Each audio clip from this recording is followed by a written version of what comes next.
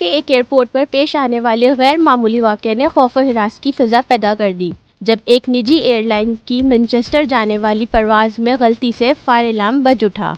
बरतानी media के मुताबिक जैसे ही फायर अलार्म की आवाज़ गूंजी, जहाज़ में मौजूद मुसाफिरों में खौफ फैल गया और कई अफराद ने घबराहट में इमरजेंसी एग्जिट के जरिए तैयारी से छलांग लगा दी। इस अफसोसनाक वाक़ये के नतीजे में 18 मुसाफिर मामूली जख्मी हो गए। एयरलाइन हुकाम ने फौरी तौर पर तिब्बी इमदाद फराहम की जबकि तमाम जख्मियों को मौके पर ही इब्तदाई तिब्बी इमदाद दी गई। वाक़ये के बाद परवाज़ आर्जी तौर पर रोक दी गई और सिक्योरिटी प्रोटोकॉल के तहत जहाज़ की मुकम्मल जांच की गई। एयरलाइन ने वाक़ये की तहकीकात का आगाज़ कर दिया है ताकि फायर अलार्म की गलती की असल वजह मालूम की जा सके और आइंदा ऐसे वाक़यात से बचा जा सके। मुसाफिरों से तहम्मुल की अपील की गई है।